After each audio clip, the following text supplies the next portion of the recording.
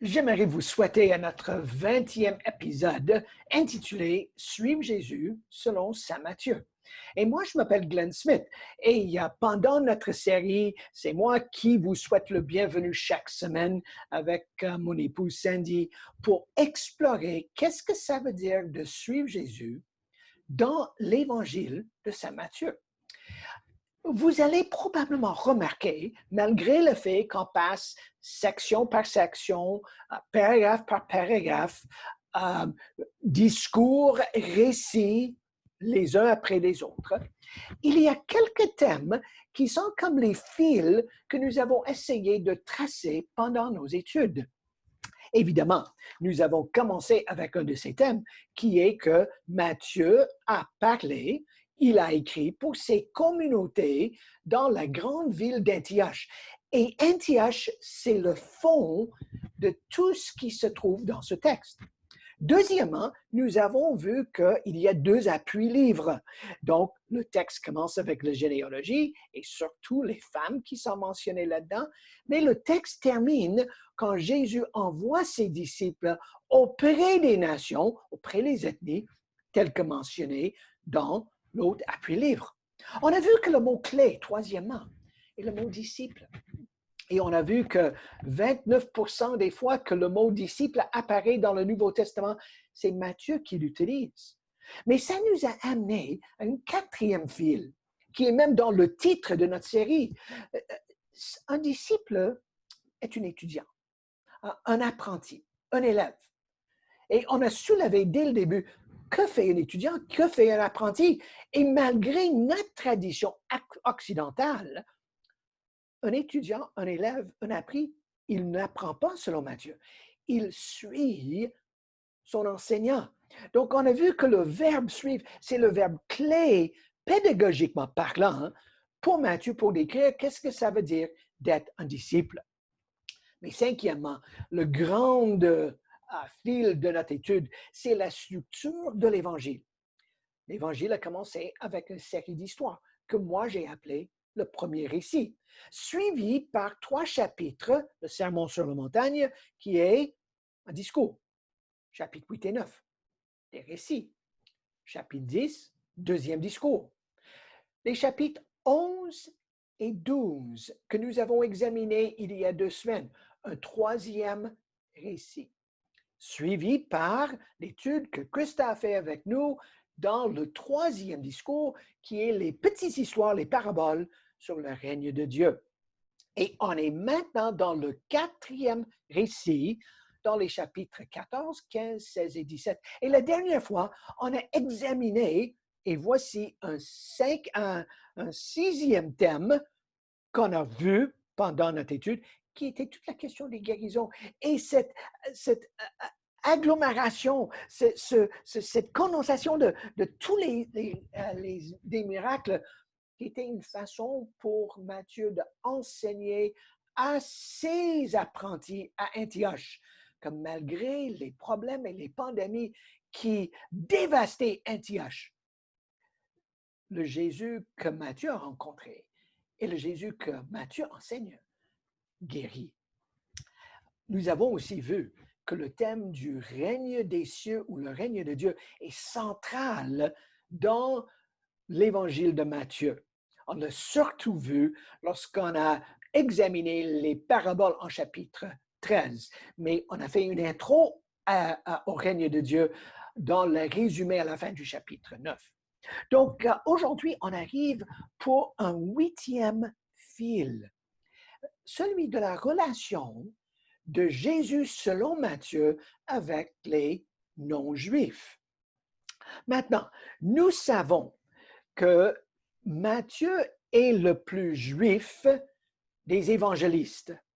Ça, c'est bien connu. Et même lorsqu'on lit le texte, nous nous rendons compte que Matthieu donne une priorité, même peut-être une exclusivité dans le ministère de Jésus auprès des Juifs en Palestine. À la fin du Sermon sur la montagne, en chapitre 7 et le verset 6, c'est assez clair. Mais c'est tellement clair dans le deuxième discours, quand Jésus a envoyé ses disciples en mission et il a limité leur mandat en Palestine. Ceci étant dit, nous nous rendons compte que avec les femmes qui se trouvent dans la généalogie de Jésus, il y avait des non-juives. On a vu que les premiers de adorer Jésus, c'était les grands rois mages qui sont arrivés de l'Orient. On a vu en chapitre 8, quand Jésus a guéri l'ouvrier, le serviteur du centurion. Et c'est ce centurion qui a confessé Jésus, et Jésus a dit, je n'ai jamais vu de telle foi en Israël. Pour ainsi dire, le soldat romain est supérieur, spirituellement parlant, que les résidents de Palestine. En chapitre 11, on a vu que Jésus a béni les villes des païens. Et nous savons que lorsqu'on arrive dans les textes de la mort de Jésus, et surtout dans l'ordre suprême, nous voyons que c'est encore les non-juifs qui confessent que Jésus est Seigneur. Et qu'est-ce que Jésus dit dans le fond de son histoire, de son évangile? Lorsqu'on arrive au chapitre 28, le deuxième appui-livre, Jésus a dit, en allant, faites des disciples, parmi tous les ethnies. Donc, dans l'évangile de Matthieu, il y a ce va-et-vient entre une approche temporairement parlant auprès des Juifs. Mais le mandat de Jésus ne se limitait pas aux Juifs. Et nous allons aujourd'hui examiner un texte qui semble dire les deux choses en même temps. Donc, je vous invite de tourner dans vos Bibles ou de chercher sur votre tablette ou sur votre téléphone Matthieu chapitre 15 et les versets 21 à 28. Un texte assez compliqué qui va nous choquer en quelque sorte. Je vais lire le texte et n'oubliez pas, on est dans le 4e série de récits, chapitre 15, 21 à 28. En quittant cet endroit, Jésus se rendit dans la région de Tyr et de Sidon. Donc, il est hors Palestine. Et voilà une femme cananéenne qui habitait là. Elle vint vers lui et se mit à crier, « Seigneur, fils de David, n'oublie pas, elle n'est pas juive, aie pitié de moi. Ma fille est sous l'emprise de démons qui la tourmentent cruellement. » Mais Jésus ne lui répond pas un mot. Ses disciples s'approchèrent de lui et lui dirent, « Renvoie-la, car elle ne cesse de nous suivre en criant. » Ce qu'à quoi il répondit, « Ma mission se limite aux brebis perdues du peuple d'Israël. » Mais la femme vient se prosterner devant lui, « Seigneur, viens à mon secours. » Il lui répondit, « Il ne sera pas juste de prendre le pain des enfants de la maison pour le jeter aux petits chiens. » « C'est vrai, Seigneur, reprit elle, et pourtant les petits chiens mangent les miettes qui tombent de la table de leur maître. » Alors Jésus dit, « Ô femme, ta foi est grande, qu'il en soit donc comme tu le veux. » Et à cette heure, sa fille fut guérie. Maintenant, avant de décortiquer le paragraphe, permettez-moi d'ajouter quelques petits éléments préliminaires. Et en tout premier lieu, dans le verset 21, nous nous rendons compte que la seule fois dans le Nouveau Testament qu'un canonite est mentionné se trouve ici. Malgré le fait, voici la deuxième réflexion préliminaire, malgré que c'est un mot incroyablement stéréotypé dans l'imaginaire social des Juifs à l'époque du Deuxième Temple, à l'époque de Jésus, il y a toutes sortes de textes qui ont alimenté un stéréotype négatif, péjoratif à propos des Cananites. Et nous allons examiner un de ces textes en Deutéronome 7 dans un instant. Donc, ça veut dire, troisièmement, que cette femme et sa fille démonisée sont les gens dits du dehors. Mais nous nous rendons compte que Matthieu a un petit penchant pour les Cananites. Parce qu'en chapitre 1er et le verset 6, qui est le Canaanite, qui est dans la généalogie de Jésus? Nul autre que Rahab et Tamar. Et Matthieu savait que dans le sang de Jésus, il y avait le sang canaanite. Mais ce qui est aussi important en réflexion préliminaire, que ce texte se trouve coincé entre un long discours dans le 14e chapitre sur les rites de pureté. Et Jésus a défié les pharisiens en chapitre 14 sur leur façon de comprendre la pureté. Et aussi, quand Jésus a fait la multiplication des pains, combien de paniers de pain a-t-il ramassé? 12. Les chiffres sont très importants pour les Juifs. 12 paniers représentent les 12 tribus. Et dans le texte tout de suite après, dans une autre miracle, il y a la question de Seth. Et encore, comme on a vu dès le début, Seth représente la création. Donc, le ciel et la terre viennent ensemble. Donc, avec tout cela en arrière-fond, regardons l'histoire. Et la dame, qui est une Canaanite, vient auprès de Jésus et elle dit, « Seigneur, fils de David, aie pitié de moi et ma fille. » Maintenant, il y a un écho ici. Une autre fil que nous allons examiner d'ici la fin de notre série, c'est sur les citations, les allusions et les échos dans l'Évangile de Matthieu des textes juifs. Et ici, nous avons un écho. Un écho, qu'est-ce que ça veut dire? Je me souviens quand j'étais un petit gamin, mon grand-père maternel avait un chalet au nord de la ville de Toronto. On y est allé souvent pendant les étés. Et le soir, on est allé au quai de son chalet où il y avait le bateau. Et avec mes amis, on criait à haute voix parce qu'il y avait une petite colline à l'autre côté du lac. Et avec nos voix, on faisait un écho, une amplification. On entendait nos voix qui rebondissaient du lac contre la petite colline et rebondissaient chez nous. Et ici, nous avons un écho. Un écho qui vient de Deutéronome chapitre 7 et les versets 1 à 4. Et encore, je vous invite de tourner dans vos Bibles ou sur vos tablettes ou vos téléphones et regardez, écoutez ce que l'auteur de Deutéronome a dit. Lorsque l'Éternel, ton Dieu, t'aura fait entrer dans le pays où tu te rendes pour en prendre possession, et qu'il aurait chassé devant de nombreuses nations. Écoutez la liste. Les Hittites, les Géraziens, les Amoriens, les Cananéens, les Pharisiens, les Éviens, les Yabousiens.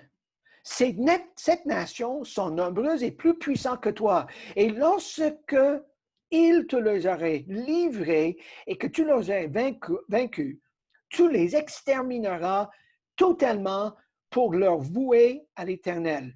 Tu ne concluras l'alliance avec elles, tu n'auras pas pour elles aucune pitié. Donc, le stéréotype des Juifs à l'époque de Jésus était carrément fondé dans ce discours du deutéronomiste de ne jamais avoir pitié pour une de ces 7 nations qui étaient les Canaanites.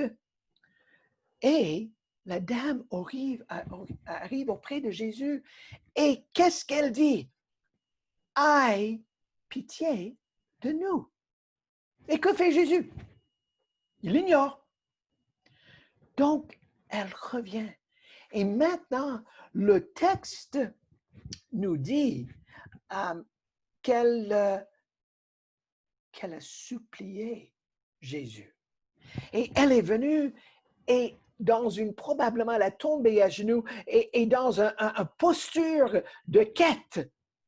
elle plaide avec Jésus. À un tel point où les disciples voulaient que les disciples voulaient que Jésus leur envoie, elle nous dérange, dégage. Et Jésus, maintenant, il répond. Et il répond en disant, ma mission est auprès des gens de la maison d'Israël. Mais c'est une mission temporaire, chronologiquement, si vous préférez, pas ethnique et surtout pas exclusivement. Donc, la dame réplique maintenant, parce que Jésus a dit qu'il ne pouvait pas prendre le pain qu'il avait pour la maison d'Israël et le donner à elle. Mais elle répondit, c'est vrai, maintenant, pour la deuxième fois, Seigneur, le non-juif, admettre qu'il est le Kyrios, il est Seigneur. Pourtant, les petits singes mangent les miettes qui tombent de la table de leur maître. Pour ainsi dire, elle utilise un peu de humour avec Jésus. Et qu'est-ce que Jésus dit? Il dit exactement la même chose qu'il a dit aux soldats romains en chapitre 8. Madame, femme, un terme, il le chérit. Ta foi est grande. Et c'est dans ce contexte maintenant que tout de suite, sa demande est exaucée. Donc, on voit le dévouement de l'histoire. Mais il y a une autre chose à ajouter qui est importante dans la structure du texte. Parce qu'il n'y a pas simplement la question d'une priorité temporaire ou chronologique, pas ethnique ni exclusive. Et Jésus lui dit des choses très intéressantes. Il n'est pas juste de prendre le pain des enfants de la maison pour le jeter aux petits chiens. Certaines personnes sont très offusquées par ce que Jésus dit. Mais l'expression ici, les petits chiens, est évidemment métaphorique. Et les petits chiens, ce n'étaient pas les chiens de garde, ce n'étaient pas les chiens méchants, mais c'était les chiens familiales, les chiens qui étaient à la table avec leur patron, avec leur propriétaire. Donc, ce n'est pas péjoratif, c'est une façon de parler de la communion qui a lieu dans le foyer, même avec les animaux domestiqués. Donc, ceci étant dit, qu'est-ce que nous apprenons de ce texte? Il est très évident qu'il faut que nous mettions dans l'approche rhétorique d'un rabbin avec ses apprentis. Et dans ce texte, Jésus met la dame à l'épreuve. Il est un bon rabbin et il y a un rhétorique pour savoir qu'est-ce qu'elle veut dire lorsqu'elle m'a dit au début, Seigneur, fils de David. Lorsqu'elle se répète un peu plus tard au verset 24, Seigneur, viens à mon secours. Verset 27, c'est vrai, Seigneur. Et il y a un jeu rhétorique ici, une façon rabbinique pour vraiment faire dégager qu'est-ce qui est au fond de son plaidoyer d'avoir pitié, malgré l'imaginaire social de l'époque, de ne jamais avoir pitié des Canonites. Mais deuxièmement, moi, je suis convaincu en étudiant ce texte que Jésus voulait éduquer sa communauté à Antioche sur comment porter témoignage à Jésus-Christ et à tous ses enseignements en action et en parole. Et Matthieu voulait illustrer pour ses communautés, ceux et celles qui suivaient des Jésus, comment engager avec la diversité, avec la pluralité qui existait dans une ville comme Antioche, avec tout le polythéisme romain, grecque, syrienne, dans la ville. C'est comme Matthieu voulait montrer comment porter témoignage à Jésus comme Jésus le faisait. Mais la troisième chose que ce texte nous dit, c'est que la façon que c'est mis entre les textes en chapitre 14 sur la pureté et les textes qui suivent, de le mettre ici, c'était une façon de dire les Canonites ne sont pas ici présents pour être exterminés, Deutéronome 7, mais pour être inclus, invités de faire partie du règne de Dieu en Jésus-Christ. Mais je pense qu'il y a une quatrième application ici, ou un quatrième apprentissage avant d'arriver aux applications. Nous voyons que toute la question du miséricorde est centrale dans l'évangile de Matthieu. Nous l'avons vu dès le début. Heureux, bien synchronisés, les miséricordieux, parce qu'ils hériteront la terre. On le voit en chapitre 9 et le verset 13. On le voit en chapitre 12 et le verset 7. Et on le voit finalement en Matthieu 23 et le verset 23. Et on le voit ici. La miséricorde se trouve au cœur du message de Jésus. Et on l'a vu aussi à la fin des 6 antithèses en Matthieu chapitre 5, lorsqu'on l'a comparé avec le sermon sur la montagne, mais cette fois-ci dans le vallée de Saint-Luc. Donc, c'est une question ici de miséricorde. Et Jésus a vu la condition de la dame qui quêtait, qui suppliait une guérison pour sa petite-fille parce qu'elle est sous l'emprise du démon. Elle est tourmentée cruellement. Et Jésus est ému de miséricorde. Pour ainsi dire, nous avons maintenant une discontinuité dans la façon que les nations sont traitées dans les textes juifs et comment ils sont maintenant inclus dans le grand projet de Dieu qui se trouve dans la vie, les enseignements et surtout la mort et la résurrection et l'ascension de Jésus au ciel. Et nous savons que ceci arrive à point. 50 jours après sa mort, quand le Pentecôte est arrivé et quand le Saint-Esprit a été déversé sur les Juifs et les non-Juifs. Et cette dame et cette histoire, ça nous donne un avant-goût de qu'est-ce qui arrive dans le grand projet de Dieu. Donc, notre texte, un huitième fil, un fil où on essaie de corréler. La corrélation est une partie intégrale de la méthode inductive. Lorsqu'on pose la question, OK, première question inductive, qu'est-ce que le texte dit dans son contexte? Question compréhension, qu'est-ce que l'auteur semble vouloir enseigner dans son contexte? Mais troisièmement, il faut toujours répondre à la question, qu'est-ce que notre paragraphe, notre chapitre, notre livre, contribue à notre compréhension du grand projet de Dieu, contribue à notre compréhension des Saintes Écritures. Et ici, nous avons un exemple parfait où il faut faire une corrélation afin de bien comprendre comment Dieu en Jésus-Christ, dans l'avancement de son règne, comment les non-juifs, ici une non-juive, un canonite, quelqu'un haï, comment elle est incorporée dans le projet. Mais on voit aussi l'importance de la miséricorde.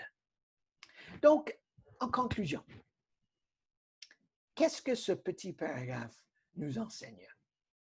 Il me semble que la première chose, c'est que Jésus veut habiter son peuple, ceux et celles qui le suivent, afin d'accueillir, souhaiter le bienvenu aux gens qui sont différents. Jésus nous lance le défi de toujours questionner notre ethnocentrisme, de questionner nos attitudes envers les gens qui sont différents que nous.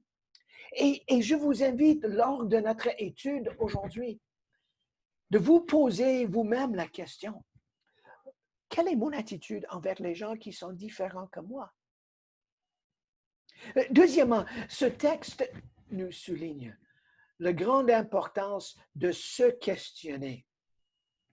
Parce que j'imagine que les disciples ont été bafoués par ce que Jésus a fait. Jésus était en train pas simplement d'évangéliser la dame, pendant que la dame évangélisait les disciples, et peut-être même la dame évangélisait Jésus. Et les disciples, j'imagine, ont dû faire face à leurs propres attitudes. Mais n'oublie pas, il n'est pas jusqu'à ce que Pierre rencontre Corneille en Actes des Apôtres, chapitre 10, que son ethnocentrisme est finalement confronté et changé. Mais troisièmement, je vous invite de faire une étude sur quoi? La miséricorde. Et reprenez les textes que j'ai mentionnés en Matthieu. Matthieu 5 et le verset 7. Matthieu 9 et le verset 13. Matthieu 12 et le verset 7. Matthieu 23, 23. Et ainsi ce texte ici, où Jésus a entendu son cri de cœur, « Aie pitié de moi et ma fille !» Et Jésus a versé la miséricorde. Il l'a vu dans sa condition. Il a été ému de compassion. Et il a exaucé. Que nous soyons aussi les gens de miséricorde. Et je vous invite de considérer à l'échelle mondiale tout ce qui se vit ces jours ici. Êtes-vous ému de compassion pour ceux qui sont gravement malades? Êtes-vous ému de miséricorde pour ceux qui vivent la dépression, le traumatisme du confinement? Est-ce que vous êtes ému par les grands désastres, les grandes épreuves écologiques, traumatiques qui passent dans le monde? Ces choses ne peuvent pas nous laisser en tant que ceux et celles qui suivent Jésus indifférents. Il faut que nous soyons comme le Maître. Si on dit « je veux suivre le Maître », parce que celui qui suit le Maître agit comme le Maître, parce que le Maître habite en nous par son esprit et il nous donne son mandat de partager les bonnes nouvelles de son règne. Que le Seigneur vous accompagne. Bonne journée.